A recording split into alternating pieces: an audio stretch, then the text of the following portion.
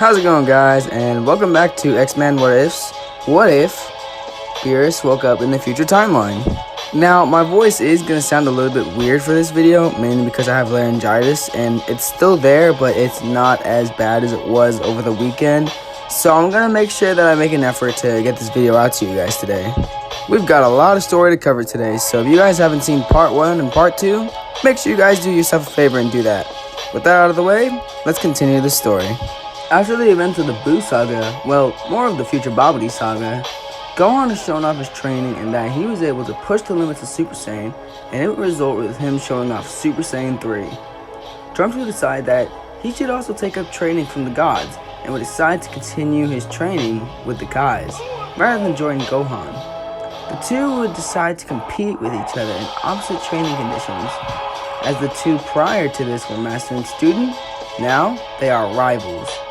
Training for the two hybrid Saiyans would continue. During Gohan's training, Gohan would be getting more refined in Super Saiyan, and Whis would see it best fit to move on to the next step, Super Saiyan God. During this training, Gohan would stay in base form and wouldn't utilize Super Saiyan for the same reasons Goku and Vegeta had in canon. Gohan would be working his way up to Super Saiyan God soon enough. Back with Trunks, he would continue to train with Super Saiyan and would try to achieve Super Saiyan 2. Trunks would be able to thanks to his training with the Z-Sword. Although, Shin would suggest a stress test, which would end in the Z-Sword being broken. This would result in Elder Kai being released, and the old Kai would be brought up to speed about what's been going on. The planet full of monkeys made killer androids, which almost destroyed the planet, but Beerus saved them? Huh, what do you know? Elder Kai would then learn about Trunks' rivalry with Gohan, or more importantly, Beerus' student. The old Kai would then smirk, as he finally has a chance to one-up Beerus for trapping him all that time ago. He would then promise Trunks that he will awaken his potential. Trunks would thank Elder Kai, but would say that he wants to continue his Super Saiyan training. But Elder Kai would say that the boy is brimming with potential, and if he was able to unlock it, it would easily surpass the level of Super Saiyans. Trunks would wonder why Elder Kai would be so persistent, but Elder Kai would make up an excuse. For the sake of the universe, blah blah blah. They would soon enough begin the ritual, which would confuse Trunks. Why is this old man dancing around him? In the outer rim of space, a few rogue Frieza soldiers would still be alive, with these forces being overseen by Sorbet. Sorbet would be making plans to revive Frieza with Dragon Balls, but before he could do that, he would need a plan. Earth currently didn't have any Dragon Balls, and New Namek was nowhere to be found. Sorbet would be out of options, but as hope begins to dwindle to bring back his lord, he finds files regarding something from a long time ago. These files would be from King Vegeta, and in those files, he would find that there was a hidden one regarding an exiled Saiyan. These files had rumors of a Saiyan being exiled off planet Vegeta before its destruction, and that the Saiyan would somehow be on a planet named Vampa. Sorbet would have easily thrown away the file if he didn't see that this Saiyan at birth was already stronger than the prince. Maybe if he went to enlist this Saiyan, he could bring the Saiyan to Earth to politely ask for directions to the Namek. Sorbet and his crew would then head to Vampa, and would find an old Saiyan named Beerus, alongside his son, Broly. Not that big of a deal, but just FYI, Beerus would be much older here, as this story takes place in the future timeline. I'm not saying that he's old and shriveled up, I'm just saying he's older. See how pointless that is? Moving on. Broly would also be a bit older, but he will remain the same, as he wouldn't start rapidly aging just yet. Again, not that important. Beerus would be confused, asking Sorbet if the Frieza Force still exists, with Sorbet saying no, and that Frieza was killed many years ago. But soon enough, the Frieza Force will be reborn and arise stronger than ever. Beerus will be suspicious, and would then ask how they will restore their empire with this nobody. Tagoma and Sasami would get angered by this, but Sorbet would calm the two and would explain. Sorbet would then comment, saying that there is a planet called Earth, and that they will be going there for some directions to get magical wish-granting orbs called Dragon Balls. Beerus would be reluctant but this was a way off the planet, so he and Broly would soon enough join them, and they would head to Earth. On Earth, Bulma would be currently continuing her work in an effort to find new Namek, but no matter how many telescopes and drones she uses, it seems to be too far to find. She would think to use the time machine to go back into the past to borrow those Dragon Balls, but once the technology was in the sight of Beerus, he would possibly destroy it, and the whole planet. So it wasn't worth the risk. She would sigh, wishing Trunks and those Kais could help, but they've been off-world for so long and they aren't exactly on speed dial. She would then be alerted as strange-looking spaceships would be arriving. She would then begin to panic and would head to her phone asking for Videl. Since there's no Frieza returning, we can't really call this a Gohan Frieza saga. We'll call it the future Brolysata, or the Exiled Saiyan saga. When arriving onto the planet, Sorbet would send out his forces across West City and would broadcast a clip of him demanding the people to reveal the location of New Namek. If they listen, then they'll be spared and join the Empire peacefully. If not, they'll die. Sorbet would step out of the ship alongside two other beings, Pegasus and Broly. Sorbet would grin, seeing the people run in despair, but then confused, as she would notice his forces in numbers, then look over to see a group of fighters huddled together. Videl, Satan, Master Roshi, and Yajirobe would arrive on the scene to fight off Sorbet's forces. Videl would shout back, asking why do they need to go to New Namek. Sorbet would say to bring back their leader, Frieza, of course. Master Roshi would be surprised to hear the name of Frieza, telling Videl that Frieza was a huge threat against his students in the past and caused devastation all across the universe. He cannot be brought back. Videl would then tell Sorbet to get lost, and that even if they brought Frieza back, he wouldn't stand a chance against any of them, even the old pervert. Roshi would take offense to this and shout out, "Hey!" Sorbet would sigh and look over to the mountain of a man and would introduce the group to Broly. He would say that it's the king's fault that Broly was exiled, and because of that, that falls into the hands of Trunks. Videl would see where this is going, but before another moment passes, Broly would be ordered to charge.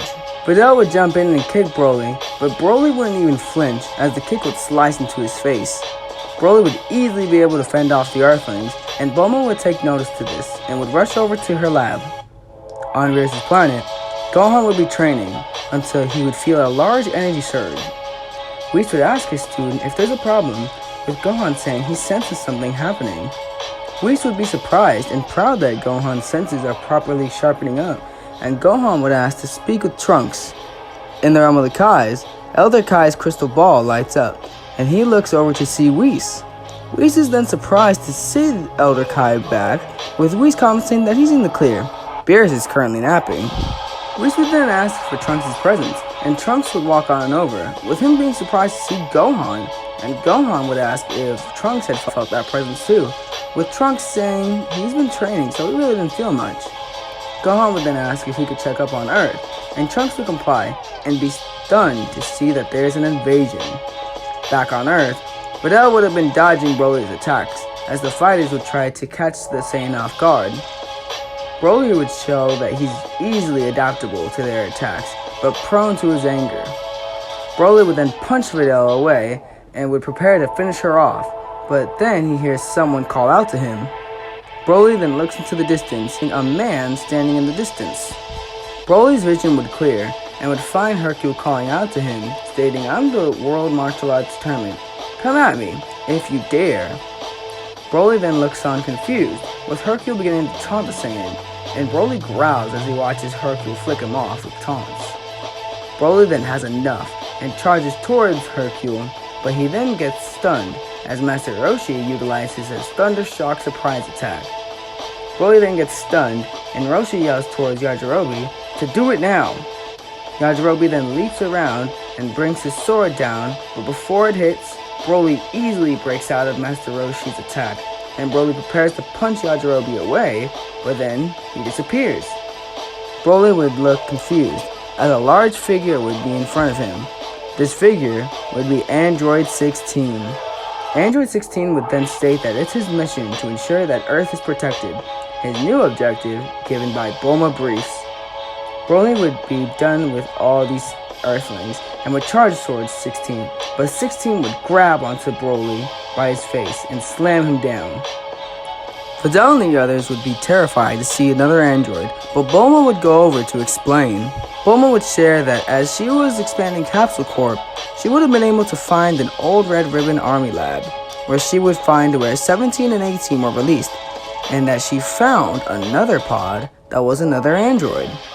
She would comment saying that there was a bug-looking one, but that one seemed gross, so she disposed of it. Bulma would have been able to reprogram 16 into a better android, and one that is showing that he can handle Broly. Broly's erratic attacks would be easy for 16 to avoid and counter. Although 16 and Broly would definitely be a good match for each other, Broly's insane adaptability and power outbursts would show that Broly is a force to be reckoned with. Whis would see this and would show it to Gohan, and Gohan would be surprised to find another Saiyan alive out there and a good android, but 16 was falling behind, so he would have to go to Earth to stop Broly. Gohan would tell Whis to bring him to Earth, but Whis would say that Earth is very far and will take some time to get there. Gohan would then get an idea and tells Whis to inform the Kais to take him there. Whis would agree, and Trunks would arrive and teleport Gohan to Earth.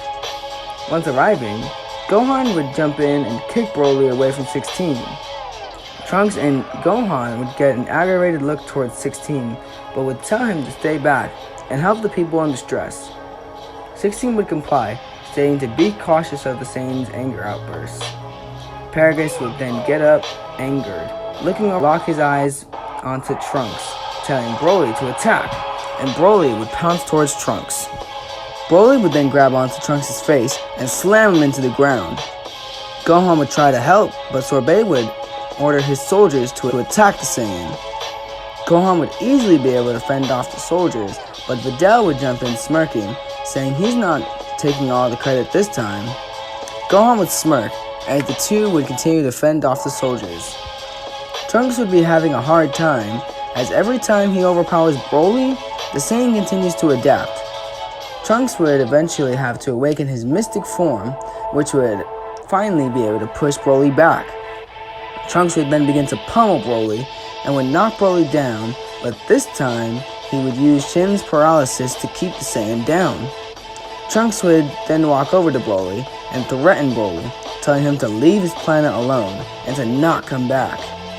Sorbet would begin to sweat as he'd watch his forces begin to diminish, but Beerus would be getting annoyed with this cowardice act and would go over to Sorbet and snatch his ring and blast Trunks through the chest.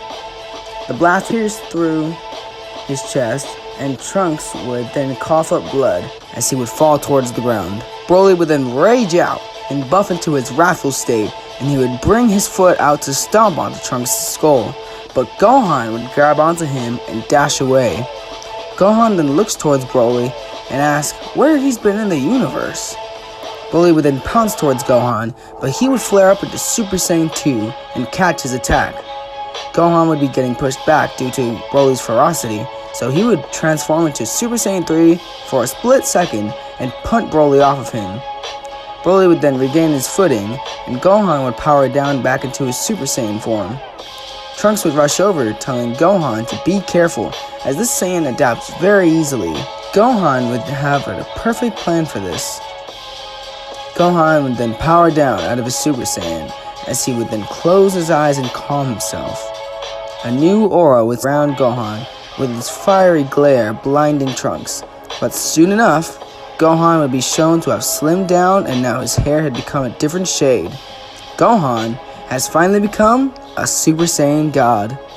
Then charge in, but Gohan would easily dodge his attacks this time and be able to counter them flawlessly.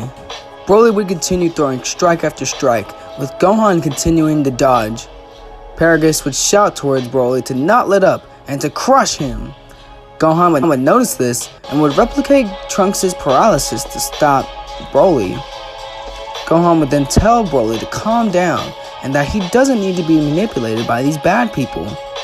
Broly would be confused, and Gohan would explain that Broly is just like him. They both have amazing potential and great anger. Gohan would say that Broly doesn't have to fight if he doesn't want to. This manipulation continues, he shouldn't allow his father to make his choices for him. Broly's face would soften up, and Gohan would stick a hand out to Broly, which would surprise everyone, and Broly would power down. Broly would then collapse to the ground, and Trunks would walk over. Beerus would be infuriated by this, and run over saying that Vegeta's sins are on Trunks' hands, but Gohan would explain that the man they're trying to bring back to life is the executioner of their race, and that they cannot repeat history. Beerus would be surprised to hear this, and two other figures would rush out of the ship and run over to Broly, and order Chilai and Lemo. Gohan would say that they can start over on Earth, but they have to promise not to try anything, and that they will only offer protection to the planet. Beerus would look towards the horizon, seeing a calm sunset, and would agree, and they would begin to live on Earth. Sorbet would be pissed, and would try to slip away before anything could happen, but he then knocks into Videl, who would go over to the little imp and knock him out. Thanks to the Saiyans, Bulma now has more space tech that she could use to find new Namek, and to learn more about the universe. Beerus would even decide to help Bulma locate new Namek, as the universe shouldn't have changed that much since he's been exiled, right? Bulma would ask Trunks if he would know where new Namek is, but Trunks would reply that he asked the Kais for help, but they would respond that they couldn't find new Namek either for some reason. That would be because of the wish the Namekians had made when wishing for a new planet, to stay hidden. For the meantime, Bulma would begin to incorporate Capsule Corp technology into Frieza tech, and Broly would begin a new life on Earth.